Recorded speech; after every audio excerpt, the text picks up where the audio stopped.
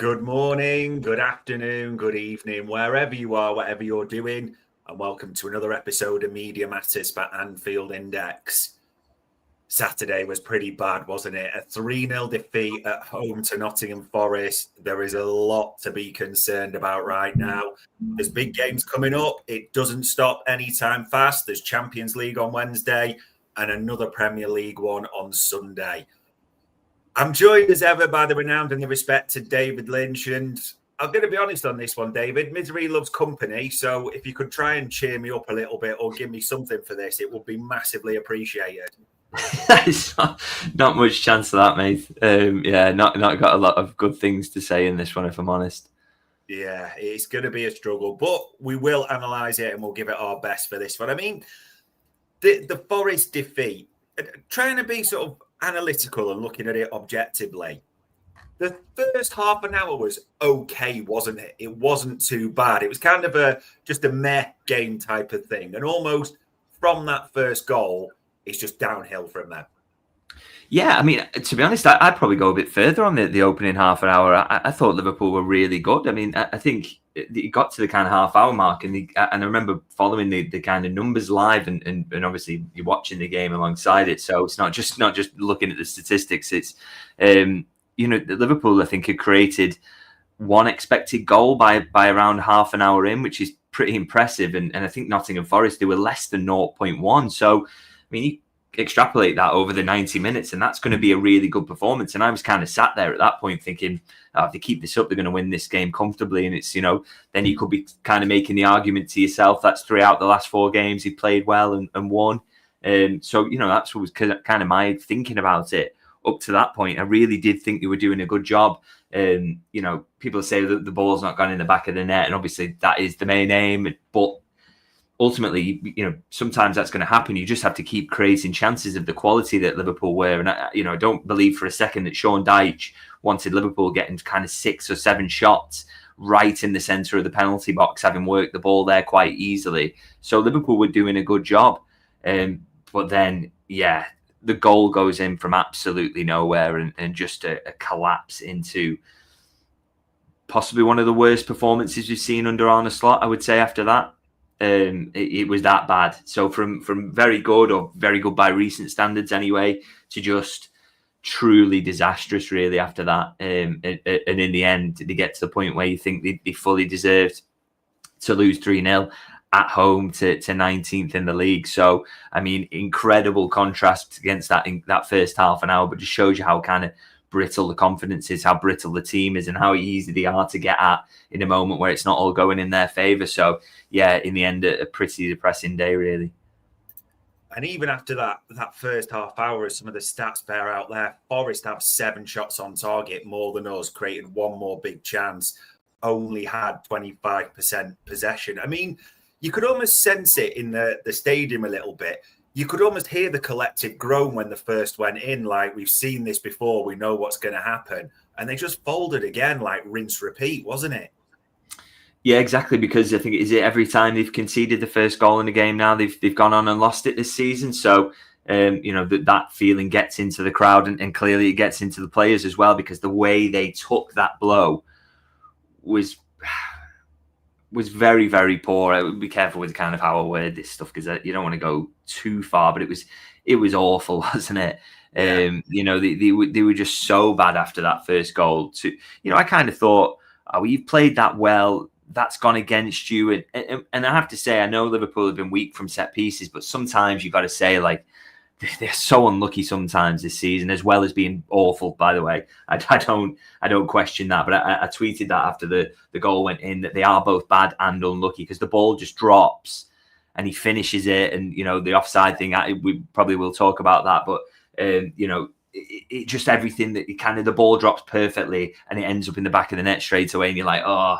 But your response to that should just be to play the way you were playing before that, which was in a way which was, Sean Dyche's teams is set up to sit deep, to make things difficult for you. They weren't making things difficult for Liverpool up to that point.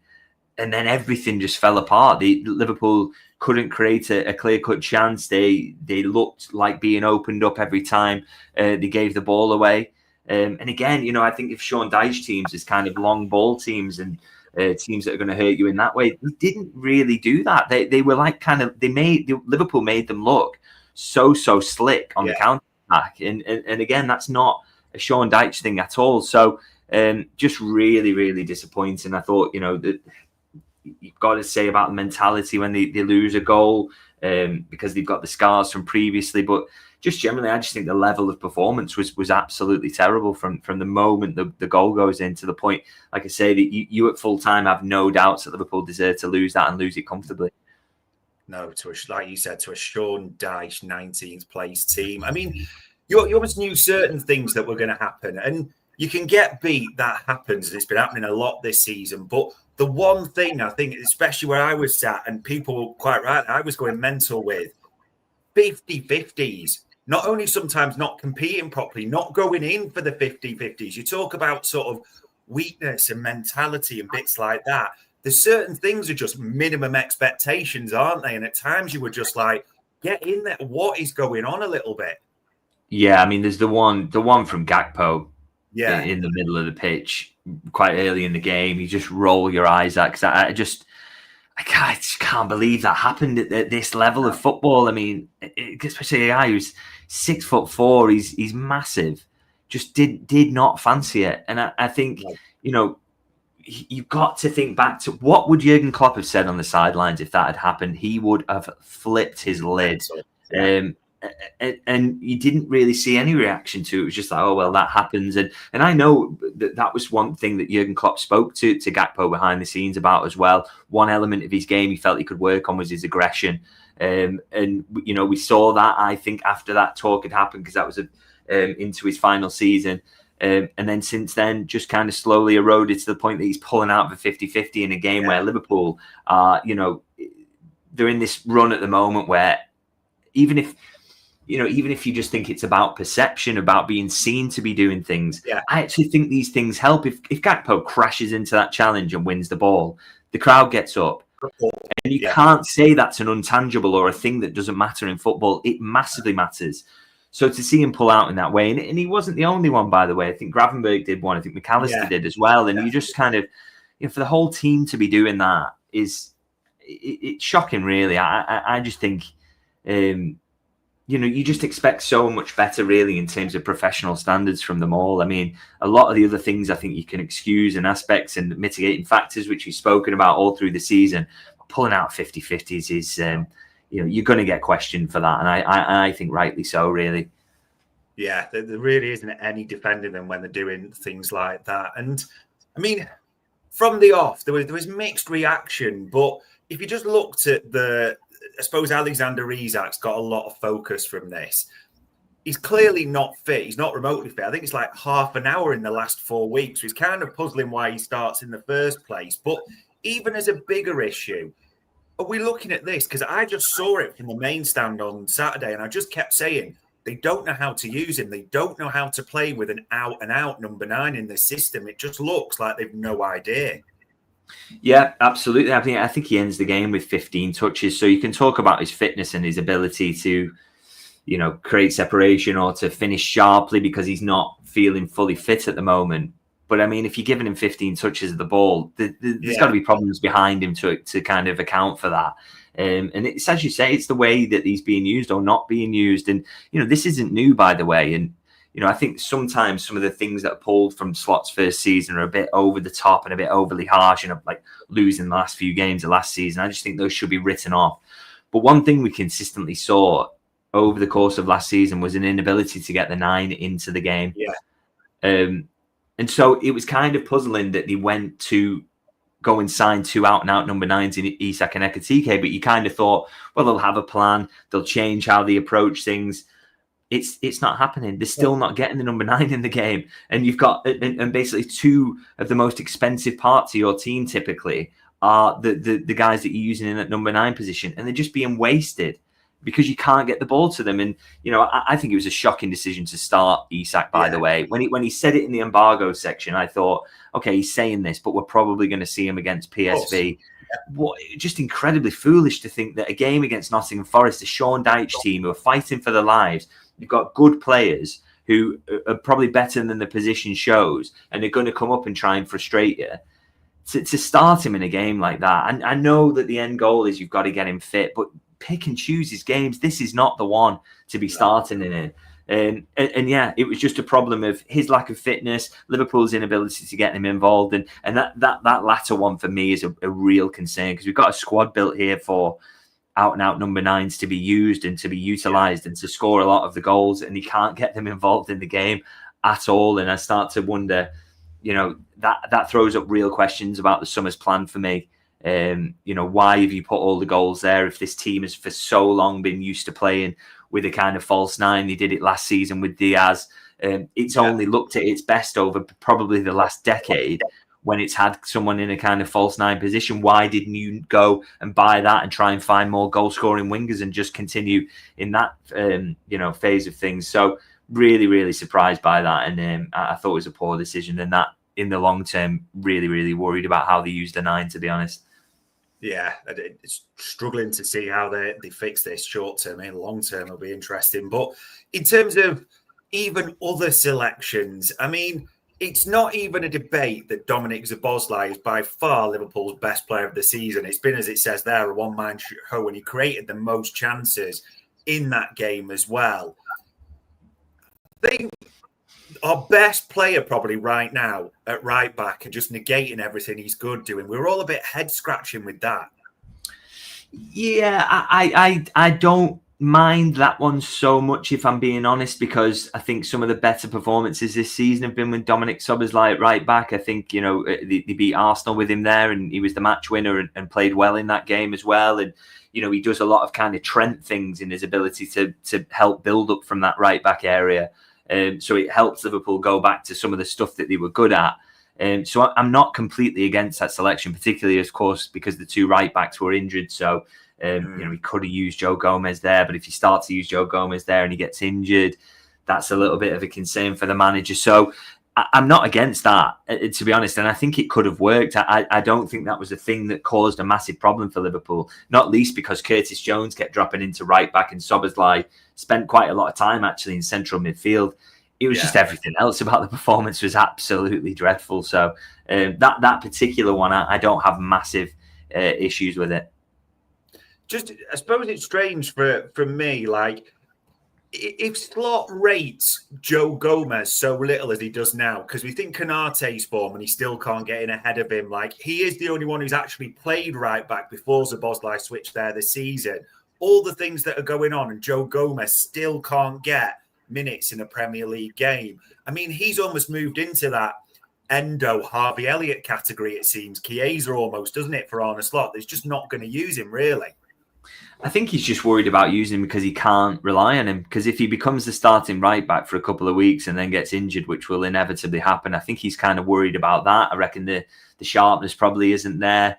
We've seen him in a couple of games this season and he's not being great. So, maybe there's just a feeling that the fitness issues have caught up with him and he isn't playing well enough to justify being in the team, even with an injury crisis at right back. But then you would argue, what was the point in keeping him and rejecting the low moves? It's just utterly pointless, really, if you're not going to use him outside of a real crisis. So, I can kind of justify this Szoboszlai call. But in terms of the keeping Joe Gomez around to not use him, then I don't really understand that. And there are a few questions, aren't there, over the way that Slot uses certain members of the squad, really. It is, yeah. There's so much. I suppose the last one on the team element as well. We've seen recent things where we've lost, but we've talked before in these pods about we've created loads of chances. We've just not put them away on another day. You've seen it against City.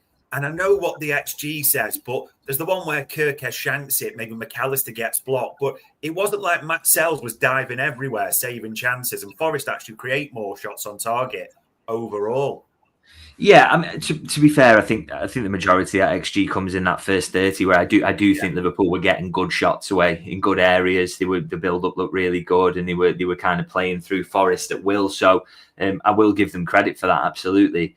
What the biggest concern around the creativity for me is that they go 2-0 down at home to 19th in the league in the 46th minute, and I know 19th in the league's not a reflection for me of Forest quality. The reality of probably where they'll finish in the league, they will climb the league. They're they're a better side than they've shown. But they should have fragile confidence. They shouldn't be absolutely flying into an Anfield game thinking they're going to win. So to go 2-0 down to them at that time in the game at Anfield, can't emphasize that enough, and muster one shot on target in the second half. That is disgraceful, isn't it? Yeah. I mean, that is historically bad, in terms of how poor that is. To have the crowd behind you against a side that should be in fragile confidence, and all they're doing is kind of massing bodies in their box and not be able to create good opportunities that result in, Nottingham Forest created more XG than Liverpool in the second half. They were 2-0 up at Anfield. I can't believe that. Can't believe it, really. It's just so poor that, and you're just not used to seeing that at Anfield at all. So they deserve huge criticism for that, really. And that's even with all the standard, like Konate off, Gravenberch to centre-back, throw every single attacker as normal as we've seen you can muster on, and Nottingham Forest create more in the second half than us, says it all. I mean, it feels a bit like the City won this, a bit irrelevant to say it because we didn't deserve to win. But two big VAR calls in terms of the first one being given for Forest, the second one being disallowed. What did you make of the two? So what's the first one? Sorry for the... Oh, it's because of the offside potential. Yeah. Sorry. I think... To be honest, I saw Mark Goldbridge tweet about this on the day, and he's like, "Oh, I don't know how they can, give that goal when it's so similar." But for me, because they make a mistake at Manchester City, I don't want to see that now evened up. So we're just going to consistently give poor decisions around this. The wrong decision was made at Manchester City. So why should they give the wrong one again just because, we'll level it up because it's Liverpool? Is that how we're going to work refereeing now? Yeah. Those should be given as goals in the same way that the one at City should have been given as a goal. The one that Forest score should be given as a goal. So I've got absolutely zero complaints about that one. And I am actually interested with the lines there. Isak's back foot is quite far back anyway. So I'm not entirely sure that it was 100%. And I don't know if we've had it clarified that he actually was offside. So, but either way, I think that goal should be given. And so I don't get the logic that because they disallowed it at City incorrectly, they should disallow this one, really. So I've got absolutely no problems with that one. And the one with the handball, with the handball with the goal for Forest, I needed to see about 6 angles, but it does actually quite clearly hit his bicep. So good decision, and that helped Liverpool from being beat 4-0. So that was pretty helpful in the end. Yeah, you can't blame VAR for anything. Again, it was a well-beaten, poor. Sorry, are people in the comments actually listening to us saying that? I know. What you thought? We didn't say that was a poor decision at all. We were saying it was a good decision. It was the right decision being given, and that Liverpool deserved to lose. So, and very strange. It doesn't make any difference at all. We were well beaten. Even worse at Anfield, as we say, by 19th in the league. There is no real positives to take from this one. I mean, as we move into this bit and off the field, this was interesting because I was going to ask you about this because it's not just the comments Virgil van Dijk made. A lot's been talked about by a few journalists around. He was quite loud in the mix zone and making sure it was clear to everyone, quite bullish there, saying, at the moment, it's a mess. That's a fact. We're losing battles and everyone's responsible for it. And I hope everyone sees that. You should be angry. He talks about, letting ourselves down, letting the managers down. I mean, I love the man. He's an absolute legend and an icon. But it's almost, we're having these conversations too often with Virgil van Dijk, aren't we? We need to start seeing it on the pitch with the battles more than anything.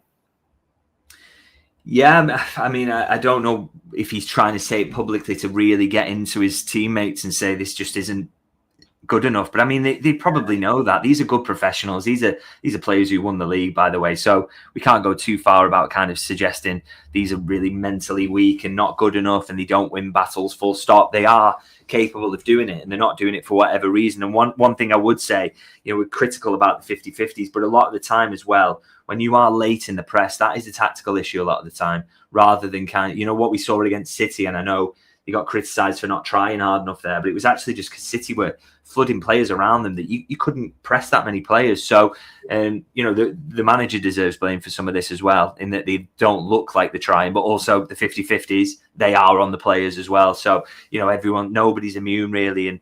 And you're right though, in that, with Van Dijk saying that, it's, those platitudes are only going to kind of, ring around fans and they'll be happy with them kind of once or twice. But then you have to do something about it. You have to see a response on the pitch, and Liverpool aren't showing that at the moment. So it just has to be miles better. There's no way this level of talent should be playing this poorly at the moment. And you even think literally in terms of, what he's saying there and battles and everything. Forest were going to come. You know how Forest play. You know how Sean Dyche's team. So you had the full week or, a couple of weeks with Arne Slot to work this plan together, or Arne Slot and his team.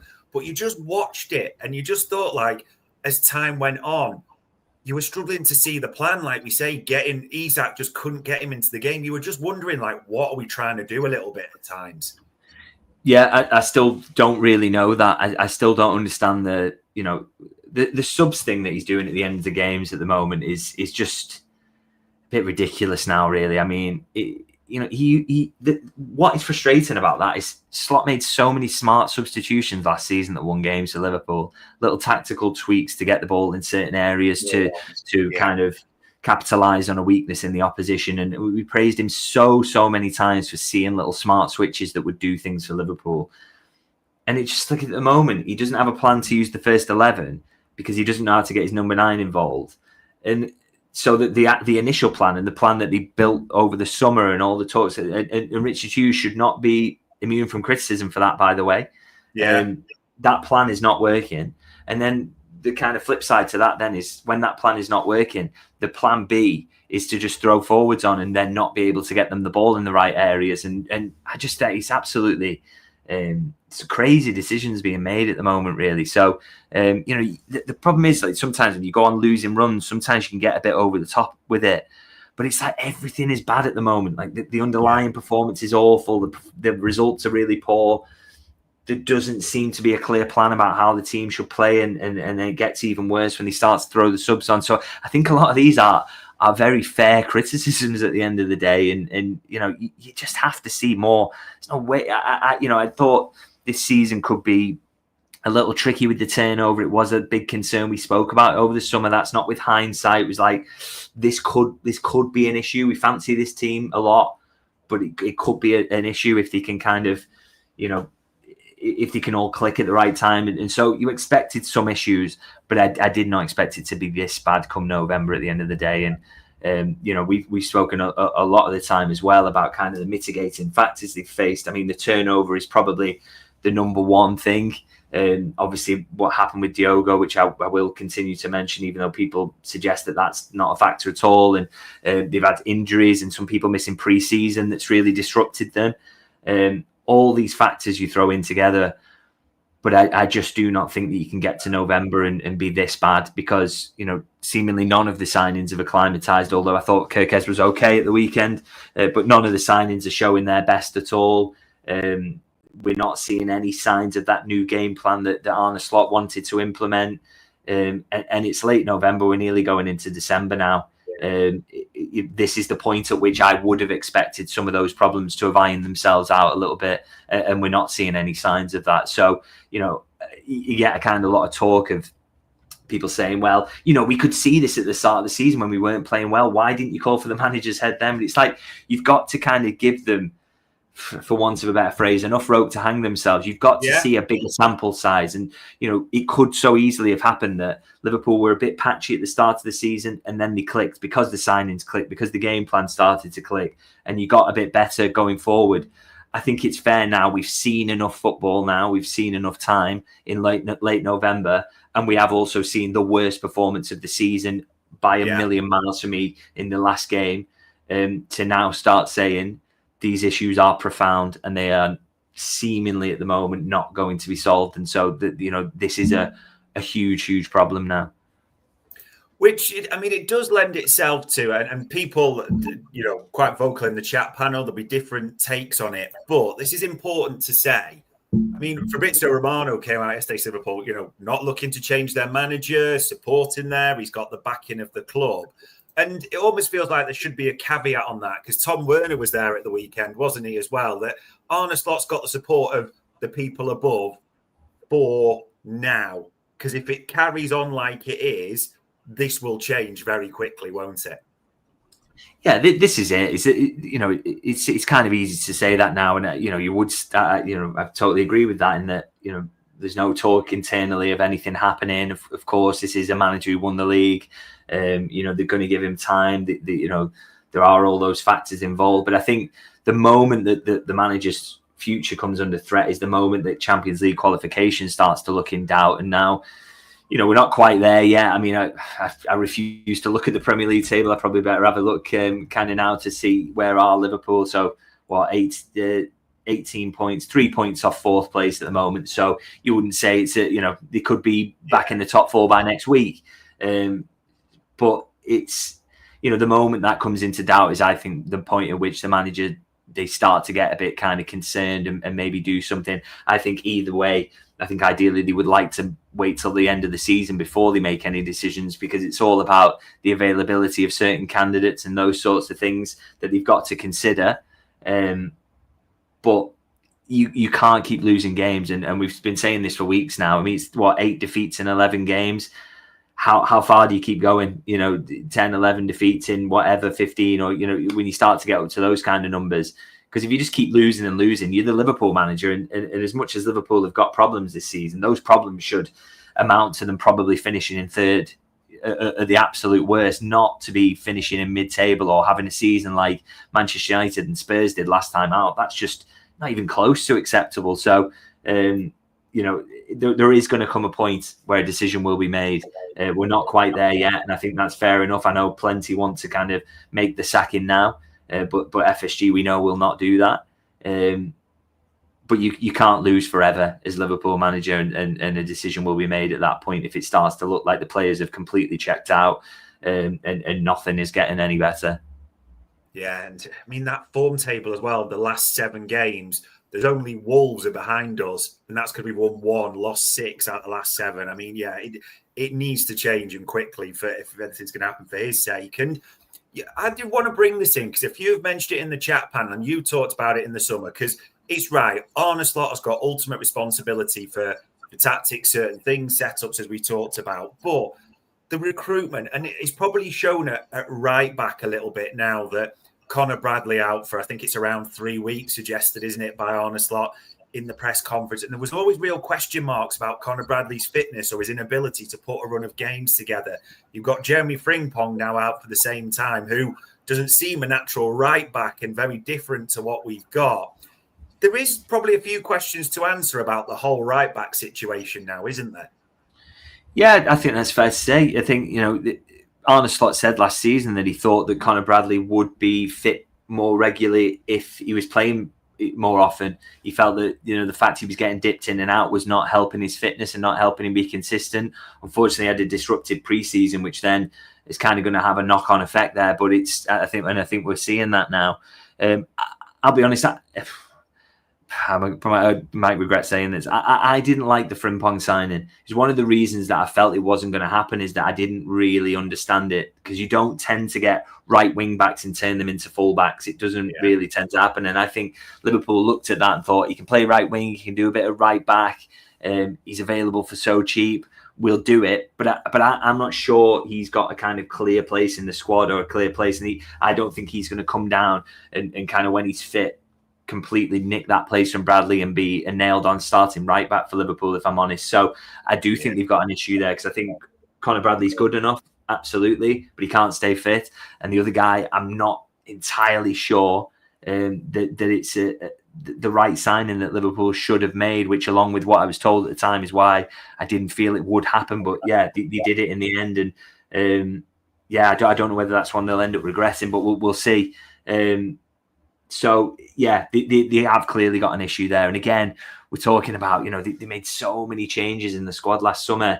There's so many areas you think that they could have been better and could have been improved. I mean, again, maybe we're getting a bit on top about it because It's not going well at the moment. Maybe things will turn under this manager. Maybe another manager will be able to get more out of this collection of players. But at the moment, it looks a bit jumbled. And I would say, talking about the whole summer plan as a whole, it's not looking too great for Richard Hughes, I'd say, for having overseen this at the moment as well. That, it doesn't all seem to click together. The mix doesn't seem great that the manager's being given now.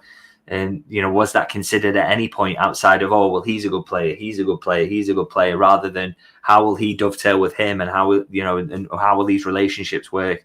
I don't get the impression a lot of thinking went into that, to be honest, because what we're seeing at the moment is a total mess. It does. And we'll never fully know behind the scenes, but it almost seems a disconnect between the recruitment and what obviously Hughes, Edwards, everyone was in that mix, and what Arne Slot's putting on the pitch, doesn't it? Because when you sign Kerkez and Frimpong, you're already thinking, okay, we're going to go to flying fullbacks. That's probably the way, isn't it? Maybe Wirtz will go off the left, tuck in, and you start to analyse, like, what will happen.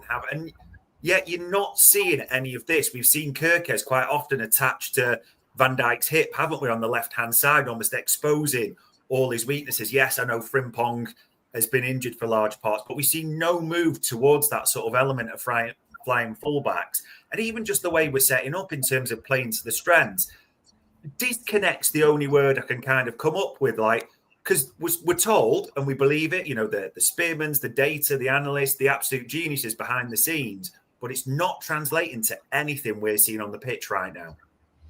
No, absolutely. This is it. I just don't get the idea of the mix. I mean, you can see the kind of muddled thinking. I mean, Kerkez comes in straight away, starts every game, and then it's kind of you get to a point where they realise he can't be involved in build-up and can't be used this way. Yeah. So we've got to pull him out of the team, and we'll go back to Andy Robertson. You throw Florian Wirtz straight into central midfield. You realise very quickly that's not working. Then you've got to try him on the left, and then obviously he's injured now, but you're immediately abandoning the plan that you had at the start of the season. You've got Isak, who you just can't get fit, which is absolutely no shock whatsoever, considering his injury record and the fact that he missed the entirety of pre-season. So, and you don't seem to have a plan for kind of when you have those centre forwards fit, how do they dovetail with having Mo Salah, who's been basically playing as a centre forward for such a long time, and then you don't have a balance brought to the pressing in your front line because Gakpo is absolutely not Luis Diaz, and it's like a lot of these issues aren't that surprising, I guess.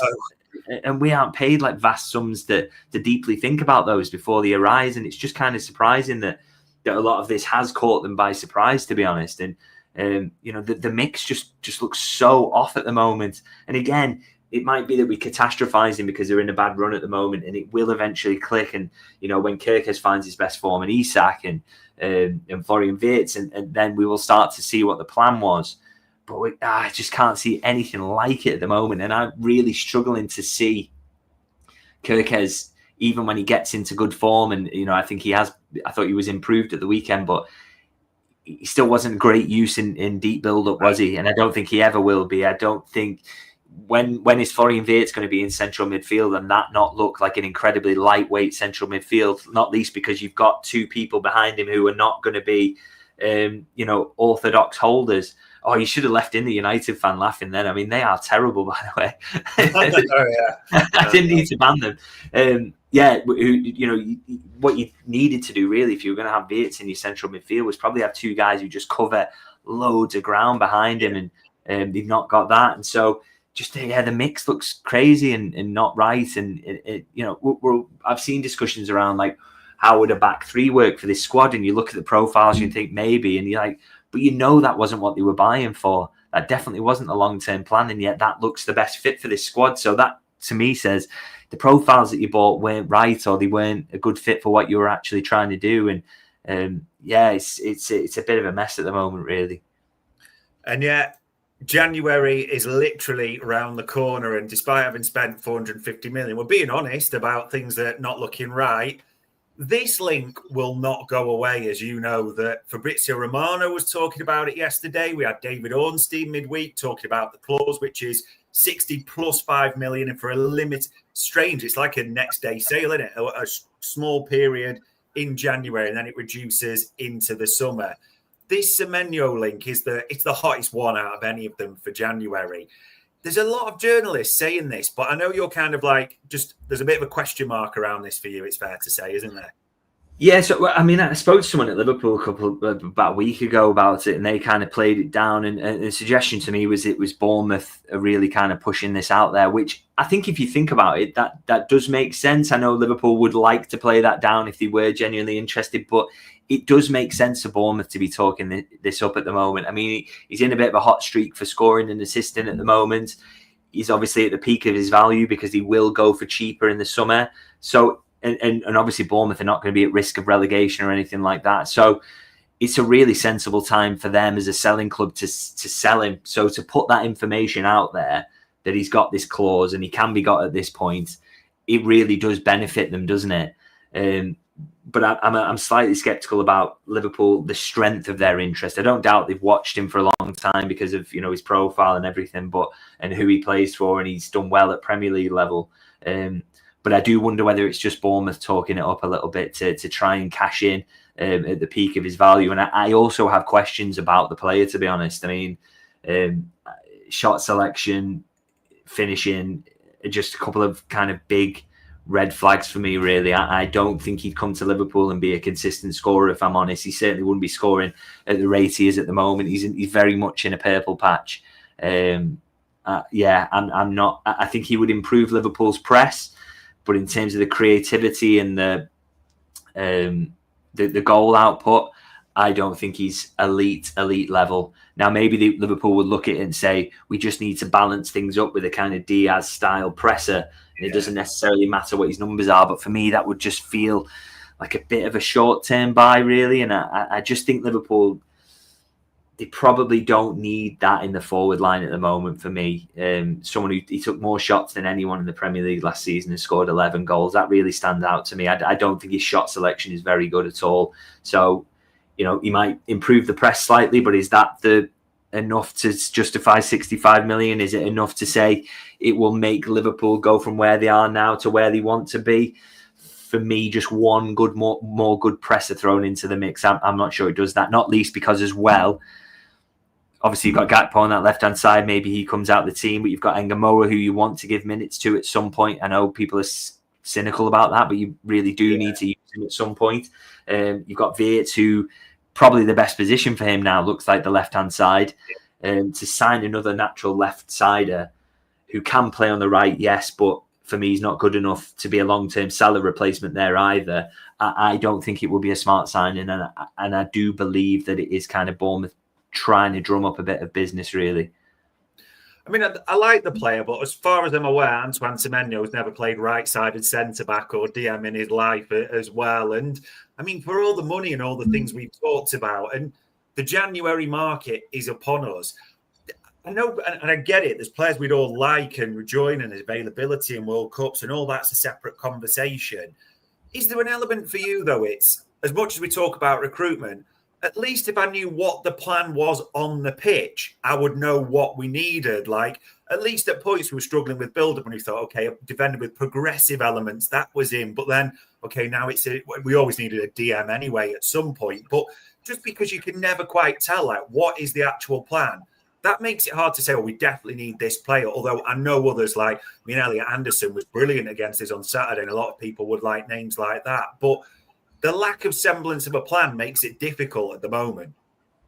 Yeah, I completely agree, because I think, like you say, if it was just like a couple of really consistent issues that you felt needed to be solved in the market, then, it would be really easy to go out there and solve them.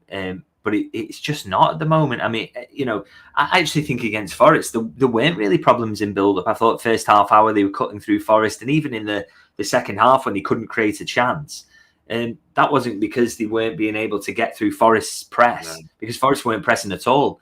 So I don't think Gay would have made a massive difference in this game, if I'm being honest. It wasn't kind of, that wasn't an issue they were having. And it's like they're having different issues every week now, that to the point where you're like, well, what does solve this other than a better plan? It's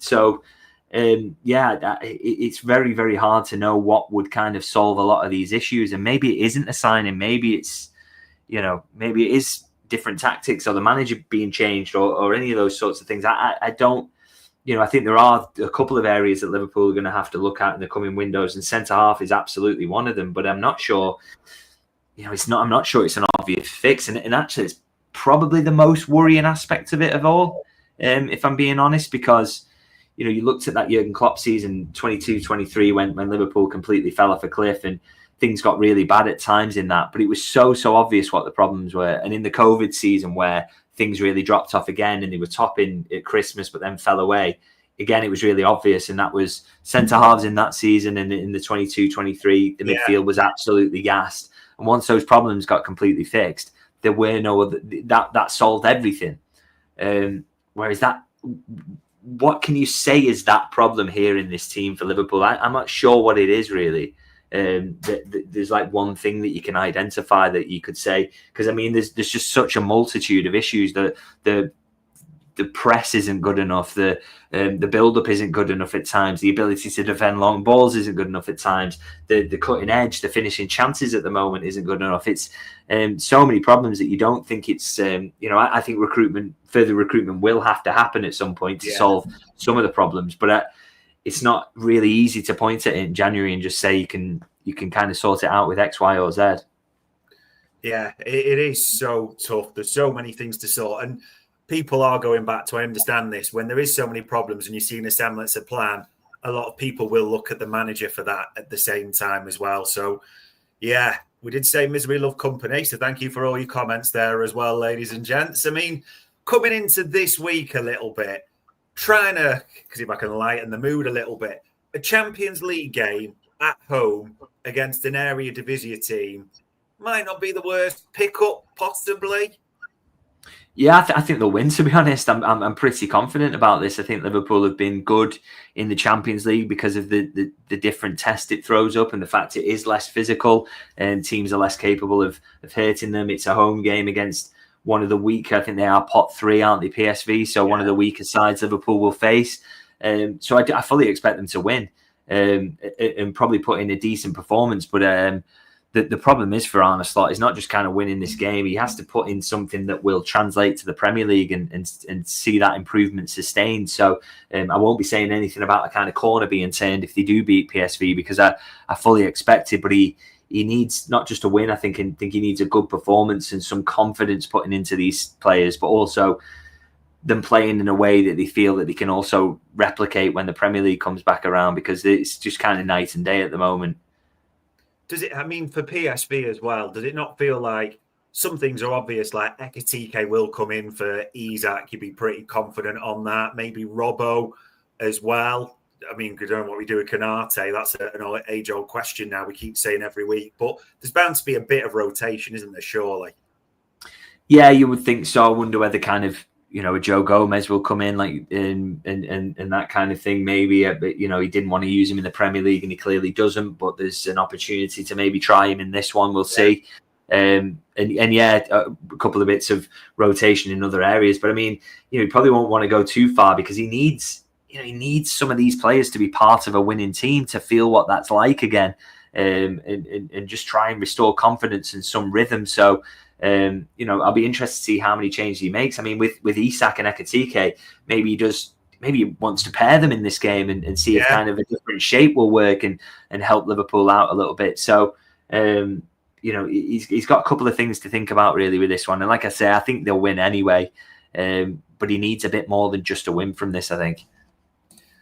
Probably does. And then, I mean, it moves on to away. It's West Ham, who are right at the bottom of the table, but we said that the other week, didn't we, of Nottingham Forest. I suppose West Ham, they are sort of struggling a bit more, aren't they? They do give a lot of goals away that way. Nothing's going well at the moment, but if you were to pick two fixtures, you wouldn't go too far away from these two, would you? Yeah, but I mean, oh God. I said before the Forest game, it's like, you can kind of talk yourself into Liverpool losing any game at the moment, because Forest, they've got a new manager. They've had a little bounce under him. They'd had 4 of the best 5 defensive performances in XG terms this season had come since Dyche had arrived. So, you could imagine a world where Liverpool got beaten and they went there and did it. And I think West Ham, they're improving, aren't they? They're now, it's a game at home, and Liverpool are in absolute shambles at the moment. So, the worry is Nuno will just sit the players in, defend deep, cut off any space, make it difficult for Liverpool and hit them on the counter. And, as much as West Ham have struggled this season, they've got quality and they can really, really hurt you. So, it's a big worry, to be honest. A really, really big worry this game. I really can't imagine Liverpool not winning it. Yeah, and then they've got big units like Souček, Paqueta's got quality, Bowen. Yeah, they will fancy their chances. I mean, last few are around some other things that are coming up. It's interesting. You clocked it in the press conference, I'm sure. Arne Slot saying, well, I've only got like 5 fit defenders for during this period. And people are like, well, you don't want to use Joe Gomez anyway, so you might as well call it sort of 4 anyway. Calvin Ramsay, are we just ultimately dismissing any chance we're going to see him, even with all the right-back injuries at the moment? I would be surprised if I'm being honest. Not, I thought he did well against Southampton, but you've got to kind of think about what that is. It's a League Cup game. Crystal Palace he played against, didn't he? Sorry. It's a League Cup game. The standard wasn't particularly high because Liverpool got thumped anyway. And, he's had some really poor loan spells as well. So I know in that game he might have looked pretty decent, and I think he did really well. I praised him, and it's a nice bonus. But we have also got to be realistic about that. About how does that translate to a Premier League game? Is he of that level? To throw him in there. I mean, maybe the PSV game. Maybe they think that is a chance to use him because it is. But I mean, again, if you just said at the start of this season they were going to get to a point of using Calvin Ramsay in a Champions League or Premier League game, you'd say something had gone pretty badly wrong, really. So, I don't think we can kind of talk up too far the level he's at because he did struggle in League One with Wigan when he was there. So we maybe just need to be a bit calmer about that. But yeah, it'd be an interesting one if he did go for it. Maybe that would just be on the basis of what he's seen in training, but I just don't really expect it, to be honest. I do like Calvin Ramsay, and I thought he was quite, good against Palace in that game, the one shining light. But it does have the feeling, the fact we're talking about this, like when we were clinging on to Bajcetic when everything was falling apart in midfield, it kind of has that feeling. And I suppose the final one on this, I mean, we talk about this every week. I'm probably going to be a bit strong on this, but Aaron Briggs, for me, should be sweating for his job a bit, to be honest, at the moment, because we look abysmal at set pieces. And every week we are talking about it. It's a consistent factor. And again, it came up on the weekend. Yeah, I mean, I said with the first one, I felt they were a little bit unlucky. But the problem is that your amount of set pieces conceding is going to be high. If you are unlucky at times, that can happen. The ball can drop kindly for the opposition. Sometimes you are going to get unlucky. But if you are already absolutely terrible from them, then the goals are going to add up then, aren't they? And the ones where you get unlucky are going to be the 6th or 7th you've conceded in a season from a set piece rather than just the first. So, it is not very good at the moment. And it just needs to improve. And Slot have been seemingly putting a bit of pressure on him, talking about set pieces in his press conferences and embargoed sections. And if he feels that that's a real issue, then maybe there's a conversation to be had there. But it's, not seeing any real improvement. Liverpool aren't scoring them at a good enough rate, and they are conceding an awful lot of them. So it needs to be fixed. And actually, probably the biggest crime, I think I'm right in saying the second goal is from a free kick, kind of, and Liverpool switch off completely. Yeah. Nobody's aware for it. Now, I'll tell you what, if you did set piece coaching, rule number 1, be switched on from a free kick so it's not taken quickly and you don't get caught short in that way. That is basic. So I doubt the manager will be particularly happy with that one either. So the fact is it just has to improve. And you sound like being overly ruthless, but it isn't good enough. It's really not good enough. And if you are the set piece coach and that's your job and that's what you spend your weeks thinking about, you've got to ask for more from the players than this, and they're just not getting it at the moment. They really aren't. And I mean, it's a hell of a week coming up because I still think, like you, they'll beat PSV. But I suppose to finish it, this game on Sunday against West Ham, if it's not the result we're wanting, because you said, if you're right, you never know. It's quite tight at the table. And if you win this, it can look a lot better very quickly. It's 2 in the week potentially. But if this goes against us, the pressure just ratchets up even further, doesn't it? And massive questions, massive pressure will be on Arne Slot. Yeah, 100%. He can't keep losing. I can't emphasize that enough. It's we can kind of write pieces, and I think, like I say, at the start of the season, when they weren't playing well, and then the results started to turn, it was ridiculous at that. But I don't think people who were saying, kicking up a fuss and saying at the start of the season the manager should go, were right. I don't think they're being proven right here, because we've seen it so many times where you do get new signings in and things take a while to settle and then they click. I think what we're seeing, but the fact is that that's every week it goes on that doesn't happen, and every extra defeat, you do get thrown up more questions, and the sample size becomes larger of poor performances and poor results. And so we are just reaching a point now where every defeat, as you say, it ratchets the pressure up, and it becomes more reasonable, I would say, to start to ask questions around the manager's future.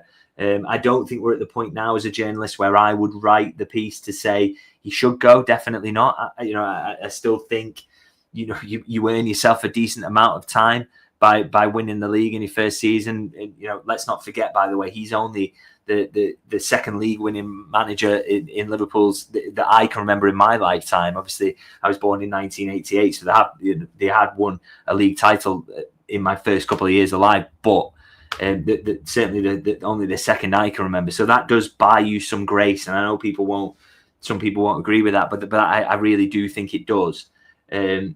But yeah, when the losses start to add up and the defeats, and most crucially of all, the poor performances, because it's not a Dortmund last season for Klopp there situation where the underlying performance is there and you're just being freakishly unlucky. Liverpool deserve to lose a lot of these games in underlying terms, so that's what they'll be looking at in terms of assessing where he's up to with his job. But they're adding up now, the poor performances, really. And so I wouldn't say if he loses against West Ham he's going to get the sack. I don't think that will be the case, and I probably won't write the piece then. But it's what kind of comes after that. I think this next run actually up to Arsenal will be really, really instructive, because I said beforehand that it's the average position that they were facing in the teams in this run is 14th. Now, if you lose a lot of them, there's going to be an awful lot of pressure and real serious questions about what happens with him. So, and I don't agree, by the way. See there, 17th of form table since April. We have to disregard the games at the back end of last season. For me, they're a write-off. I think it's what's happened from the start of this season where the questions need to be asked. And so, every passing game that's a poor performance or a defeat, we get close to the point at which FSG will start to consider whether Slot's the man. But we're maybe not there yet. But if he loses on Sunday, it's another question mark, isn't it? Yeah, we could do with answers rather than question marks at the moment, people. Let's see if a PSV midweek and West Ham away on Sunday can provide them, although confidence is maybe a different thing around that. All it leads me to say is, for answering every question, and no, you didn't really cheer me up, but you had a try, David Lynch, so I suppose it is much appreciated for doing that anyway. Yeah, no, I try my best. There's just no upside at the moment, is there? Hopefully there's a win on Wednesday to cheer us up a little bit. Fingers crossed. But on Monday, the 24th of November, that was another Media Matters for Anfield.